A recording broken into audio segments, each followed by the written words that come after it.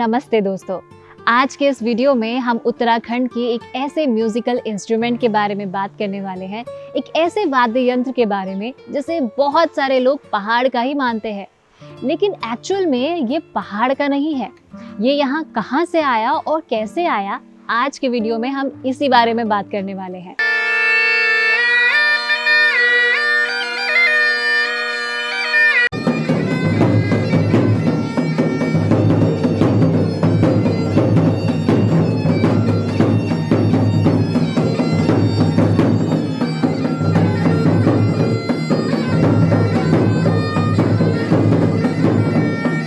ये है उत्तराखंड के सभी मांगलिक कार्यक्रमों की शान, जिसे हम कहते हैं मसक बीन या मस्की बीन या मसक बाजा, और इंग्लिश में से कहा जाता है बैक पाइप।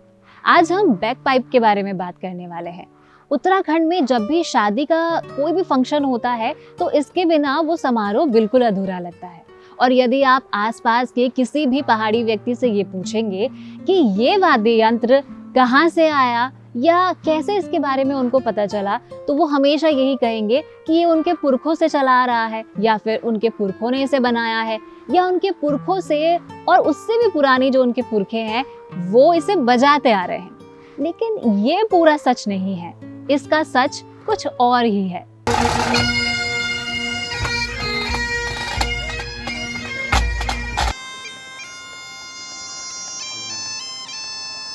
तो चलिए यहाँ के स्थानीय लोगों से जानते हैं कि वो बैक पाइप के बारे में क्या जानते हैं। आइए। ये बचपन से जब से हमने होश संभाला इस बाजे को सुना है, देखा है, बहुत अच्छा लगता है। मसक बीन जो है आज जैसे कि गढ़वाली बाजा कहते हैं और गढ़वाल में बहुत प्रचलित है। सब गढ़वाल के लोग मांगलिक कार्यक्रम में इसको बुलाते हैं, बजाते हैं, बहुत अच्छा लगता है। हाँ, लोगों को इसके बारे में जानकारी बहुत कम है। मेरा मानना है कि 5 या 10% को ही मालूम होगा कि ये बाजा कहाँ से आया, क्या है। हम इसे बचपन से देखते आ रहे हैं, शादी में, बान में और कुलचूड़ा कर्म में भी बुलाते हैं लोग, और बहुत अच्छा लगता है।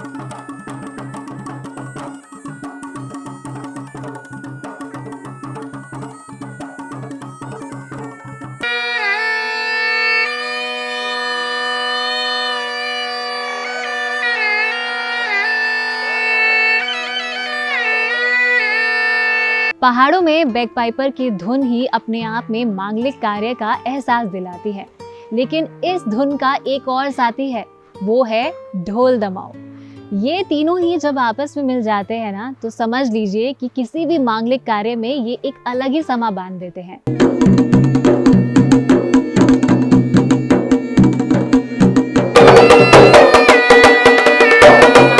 ढोल दमाऊ और बैक पाइप जब दोनों साथ में बजते हैं तो किसी भी शादी ब्याह में समा ही बन जाता है।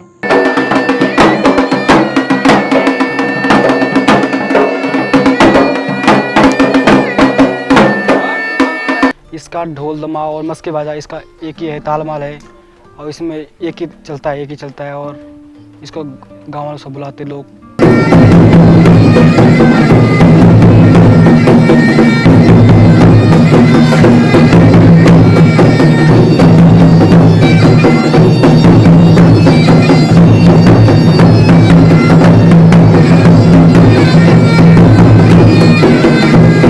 ये सच में बहुत ही मजेदार है। हमने आपको बैक पाइप और ढोल दमाऊ की धुन तो सुनाई, और अब ये सच जानने के लिए आप तो बहुत ज्यादा एक्साइटेड होंगे कि आखिर ये वाद्य यंत्र उत्तराखंड की पहाड़ियों में आया कहाँ से। तो एक्चुअली सच ये है कि बैक पाइप स्कॉटलैंड का राष्ट्रीय वाद्य यंत्र है। बैक पाइप ने कैसे स्कॉटलैंड से उत्तराखंड का ये मजेदार सफर तय किया, इसके लिए जानते हैं उत्तराखंड लोक संस्कृति के जानकार नंद किशोर हटवाल जी से। ये जो मसक बीन है, जिसको उत्तराखंड में मसक बाजा, मस्की बाजा, बीन बाजा भी कहते हैं, ये आज की तिथि में उत्तराखंड का बहुत प्रमुख लोकवाद्य बन चुका है। इसको यहाँ के लोकवाद्यों में शुमार किया जाता है इसका नाम। यहाँ के लोक जीवन में मसक बाजा आज बहुत अहम स्थान रखता है। यहाँ के शादी विवाह में तो बिना मसक बाजे के आप शादी विवाह की कल्पना ही नहीं कर सकते हैं। विवाह की शादियों की मसक बीन की धुन शादी विवाहों की एक सिग्नेचर ट्यून बन गई है आज। अगर मसक बीन नहीं है तो फिर लोगों को शादी की फीलिंग ही पैदा नहीं होती है। इसके साथ साथ यहाँ के कई नृत्यों में भी मसक बाजे का प्रयोग किया जाता है, जैसे छोलिया और सरों नृत्य में मसक बाजा प्रमुख रूप से इसका प्रयोग किया जाता है। ढोल दमाओं के साथ, ढोल दमाओं नगाड़े के साथ मसक बाजा बहुत महत्वपूर्ण तरीके से इसमें बजाया जाता है। ये जो लोक वाद्य बना उत्तराखंड का, ये विगत 100 सालों में ये इतना लोगों ने इसको अपना लिया, इतना इसको प्यार मिल गया। अभी इसको उत्तराखंड में आए हुए लगभग 100 साल हो रहे हैं। पहली बार ये भारत में ब्रिटिश सेना के साथ आए। स्कॉटिश वाद्य है ये, मूल रूप से स्कॉटलैंड का वाद्य है और ब्रिटिश सरकार ने इसको, ब्रिटिशर्स ने इसको अपनी सेना में, सेना के वाद्य के रूप में इसको शामिल किया। अपनी सेना में इसके बैंड बनाए। फिर ये औपनिवेशिक काल में भारत में भी ब्रिटिश सेना के साथ आया और उसके बाद वो ये जो है उत्तराखंड में पहली बार गढ़वाल कुमाऊं राइफल्स में जो है इसको लाया गया। जब ये गढ़वाल राइफल की स्थापना हुई,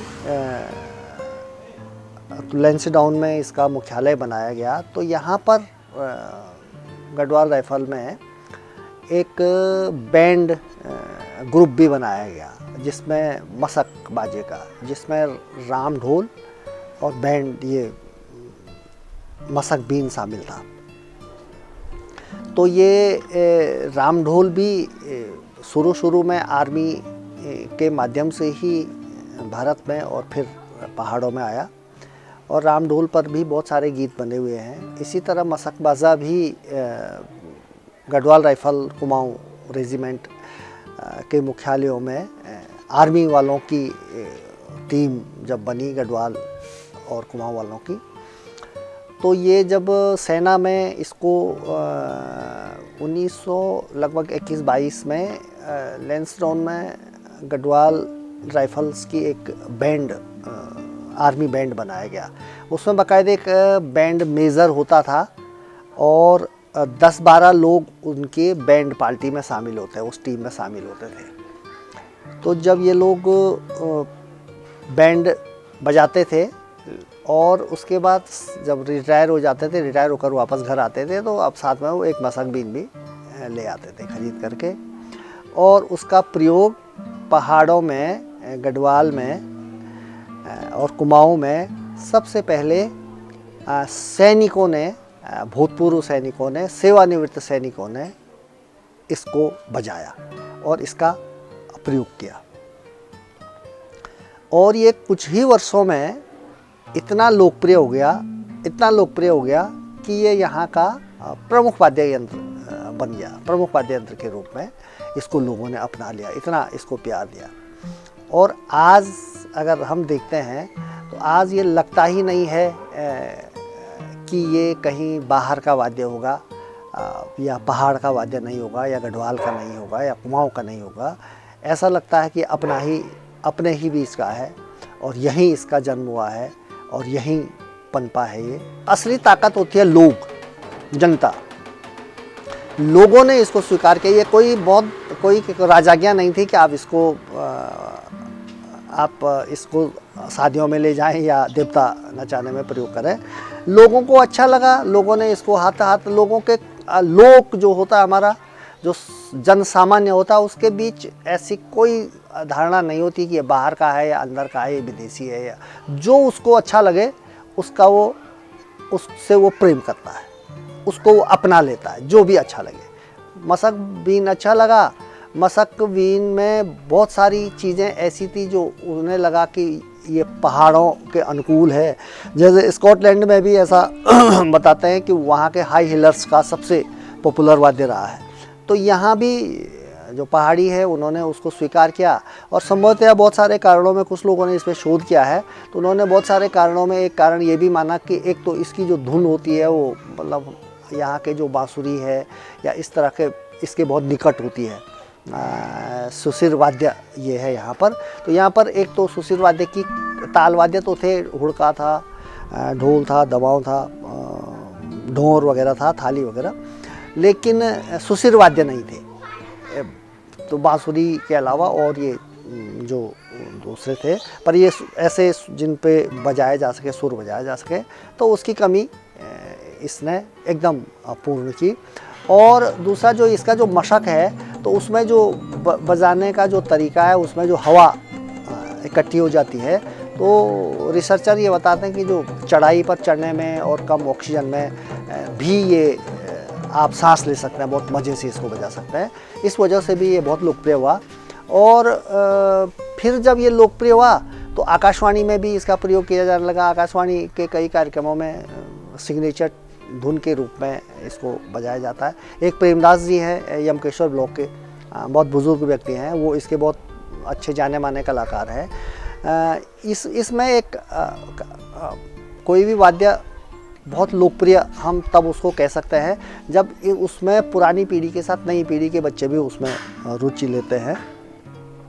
तो पुरानी पीढ़ी तो खैर बहुत बड़े बड़े बहुत अच्छे अच्छे कलाकार इसमें हैं और आज भी हैं। पूरे पहाड़ों में आपको हर एक दो गाँव में मसक बीन के कलाकार मिल जाएंगे। ढोल के साथ ये इसकी जो संगति है और भी शानदार लगती है। लेकिन नए लड़के भी इसको सीखने में रुचि ले रहे हैं, बहुत कई जगह इसको सीख रहे हैं बच्चे। ऐसे छोटे मोटे शिक्षण केंद्र भी लोगों ने खोले हुए हैं जहाँ नए लड़के इसको सीख रहे हैं। आर्मी वाले जो बैंड में शामिल होते थे ना, तो वो जब रिटायर होके आए घर तो उनको अच्छा लगा। वो कलाकार थे आर्मी में, वो बैंड पार्टी का बैंड का हिस्सा थे, वो भूतपूर्व सैनिक आए तो उन्होंने इसको बजाना शुरू किया। लोक जीवन में इसके प्रयोग किए शुरू में, तो लोगों को बहुत अच्छा लगा, लोगों ने इसको स्वीकार किया। तो बाद में ये उनका पैसे से भी जुड़ गया, पैसा भी कमाने लग गए वो, फिर लोग उनको आमंत्रित करने लग गए।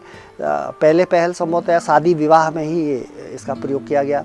बाद में तो फिर जैसे जो आर्मी ने इसको, गढ़वाल राइफल ने इसको पहाड़ों में सबसे ज़्यादा लोकप्रिय बनाया। इसको गढ़वाल राइफल की जो बैक पाइपर और बैंड की जो इसके बैंड की जो धुन होती थी, उस पर जो परेड के दृश्य होते थे वो लोगों को बहुत अच्छे लगते थे। और जो पहला